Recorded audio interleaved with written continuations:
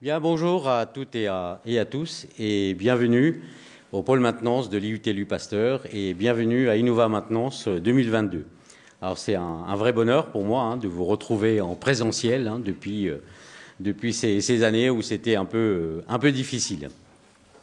La bienvenue également à tous les internautes et en particulier à tous les départements de génie industriel et maintenance des IUT de France qui suivent cette manifestation en direct. Je salue d'ailleurs les collègues de l'IUT de Sénart qui nous ont fait l'honneur d'être présents physiquement.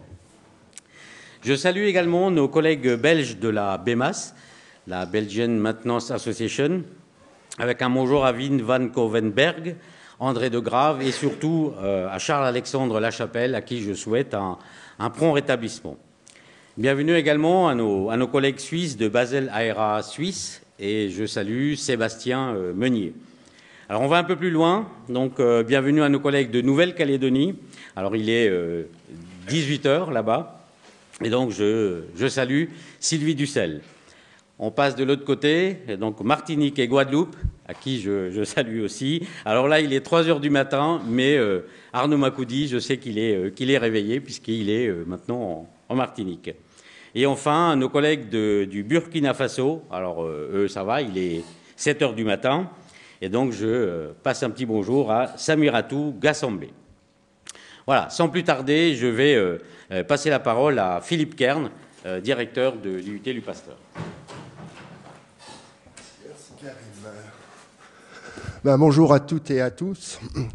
Donc moi déjà, je voudrais vous faire part de mon plaisir de vous accueillir ici à l'IUT Louis Pasteur. Je crois que surtout en présentiel, pour ceux qui sont présents. Et puis je salue bien sûr tous les gens qui sont à distance. J'ai entendu que nous avons effectivement des collègues un peu partout maintenant. Ça commence à devenir une conférence de plus en plus internationale.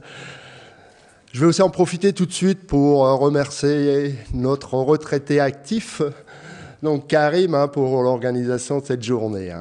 Alors sur la maintenance, je ne vais pas revenir beaucoup dessus, on va en parler toute la journée. Moi je suis donc le directeur, mais je suis quelqu'un qui est attaché au département génie industriel et maintenance depuis de nombreuses années.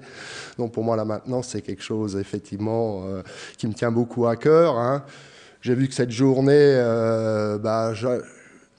je trouve qu'elle est intéressante. On va parler de choses peut-être qu'on parle moins souvent encore dans la maintenance, de l'intelligence artificielle, de l'Internet, des objets de l'Internet. Donc c'est bien aussi qu'on montre que la maintenance est effectivement aussi quelque chose qui est dans l'actualité. Je connais les problématiques au niveau de l'emploi, de l'attention sur ce métier-là. Donc j'espère que ce genre de journée permet aussi de répondre partiellement à cette problématique. Je dirais la seule petite bonne nouvelle, nous, par rapport à la formation, c'est que cette année, on a, je pense, pratiquement battu le record de demande pour la formation. Donc je trouve qu'on est sur la bonne voie. Alors j'espère que ça va se concrétiser pour les années à venir. Mais je crois que c'est tout le travail aussi avec Karim, mais aussi avec toutes les équipes ici du pôle maintenance, mais aussi les enseignants qui permet aussi...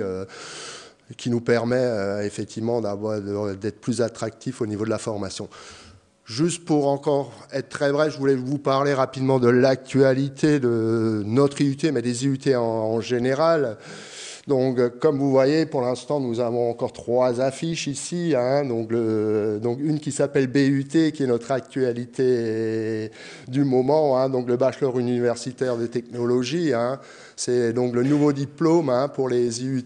Ça sera donc cette nouvelle formation vient, on va dire, remplacer le DUT, qui était la formation des IUT avant, d'une formation sur 2 ans. Nous allons passer sur une formation de 3 ans. Donc ça, je dirais, c'est l'une des premières gros changements. Le deuxième, c'est que le BUT, il a été entièrement repensé en bloc de compétences.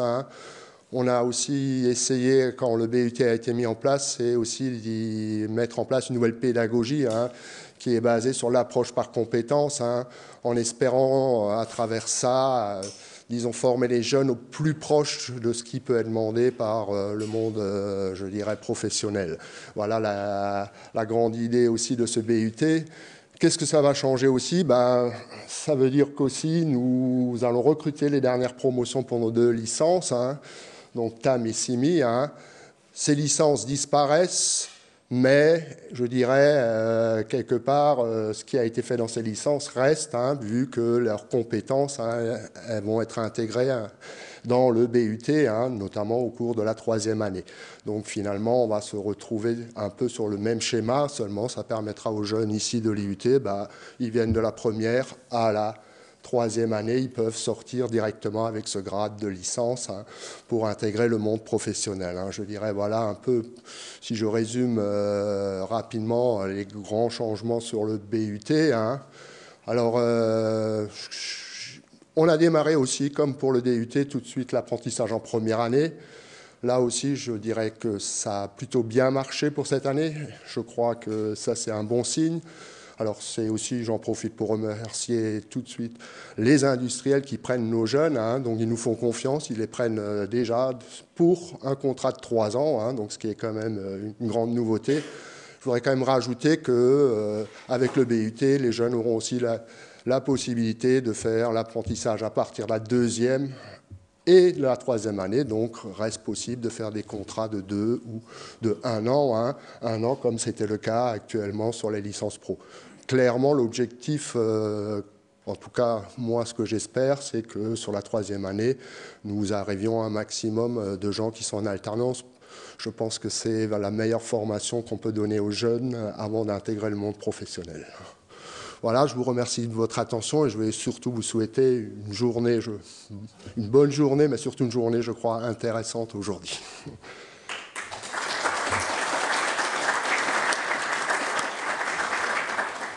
Merci beaucoup, Philippe.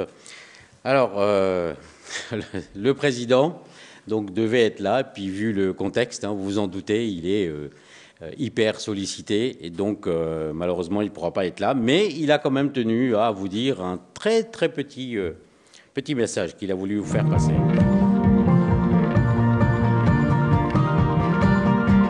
Bonjour à tous et à toutes, je suis une fois de plus très heureux comme président de l'Université de Strasbourg de me souhaiter une belle journée Innova, journée de la maintenance, qui a toujours été organisée avec fidélité et succès par notre IUT Louis Pasteur de Schiltigheim. C'est une année particulière parce que c'est la dernière année où celui qui depuis des années est notre monsieur maintenance, Karim Khalfan, de vous dire une dernière fois à quel point il a consacré tant d'années à ces métiers si importants. C'est un métier en tension dans nos IUT, donc je fais un appel vibrant. Ce sont des beaux métiers, bien payés, parce que vous participez, vous qui allez nous rejoindre dans nos IUT, à l'intelligence artificielle, à l'évolution technologique fantastique de tout ce qui concerne la robotique, la machine-outil, le supply chain, c'est-à-dire la logistique. Ce sont des métiers qui sont très souvent en back-office, mais qui sont absolument déterminants. Comme j'aime à le dire, nos Nobel ont des laboratoires de prestige, mais derrière ces laboratoires, il y a des femmes et des hommes qui les maintiennent. C'est vous qui êtes cet avenir de notre excellence. Donc venez nombreux, et à l'exemple de Karim, à qui je souhaite une belle retraite, soyez très heureux d'entrer dans les métiers de la maintenance. Merci, Monsieur le Président. Donc, vous avez vu retraité, oui, effectivement, depuis le mois d'octobre, mais toujours actif encore. Hein. Il faut que j'arrive à décrocher un petit peu. Bon. Donc, pour la journée, on va commencer par alors Jean-Louis Allaire et Julien Borde pour FH. Ensuite, Katia Luce de IBM. On fera une petite pause. Ensuite, on passera la parole à Darcy Bungu Tsumu de DI Signal. Youssef Miloudi, alors malheureusement, Covid oblige, l'école de sa gamine et tous les profs sont quasiment atteints, donc fermés. Il se retrouve avec la gamine à la maison, donc il ne sera pas physiquement là, mais il sera disponible pour les questions. Donc on ira déjeuner au lycée qui est juste à côté, avec un retour impératif à 14h, puisqu'on reprend à 14h15. Ensuite, on passera la parole à Méziane Djebara de DBVIB, suivi d'une intervention de Benoît Degrève. Alors, lui aussi, il est malheureusement coincé en Belgique, donc il ne pourra pas venir physiquement, mais bien entendu, il sera disponible pour les questions. Donc Jean-Yves Bayer, comme toujours, fidèle au poste. Et puis Martine Assar. Alors Martine Assar, je suis très très heureux et très fier qu'elle soit là, puisque ce document que vous retrouverez, enfin je pense tout le monde là, donc la maintenance des métiers d'avenir, dans le cadre d'une opération qui s'appelle Osons l'industrie, et la chef de projet, c'est Martine Assar, qui nous parlera cet après-midi de l'Observatoire des métiers.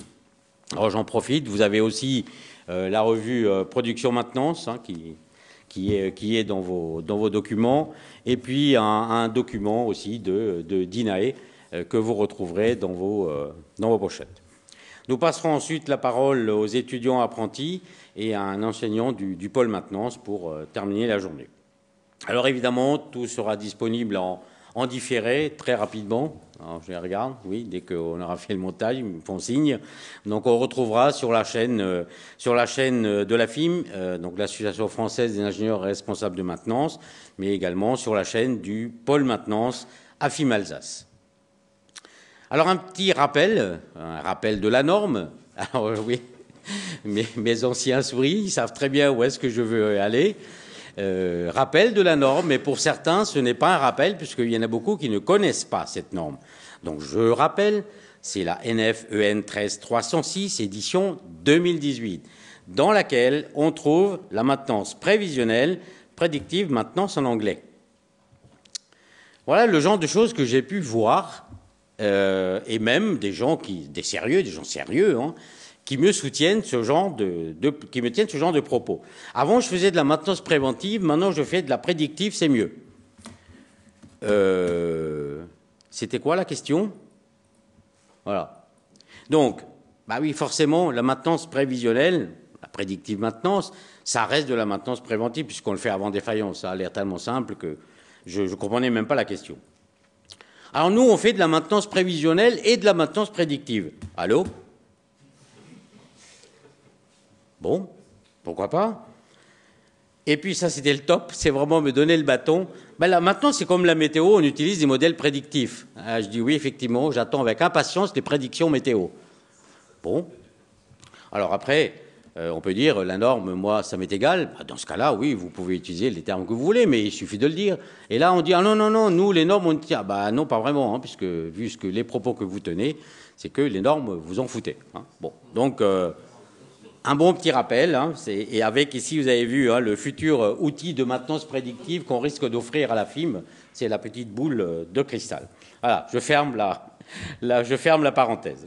Et je vais tout de suite passer la parole à Jean-Louis Allaire et Julien Borde.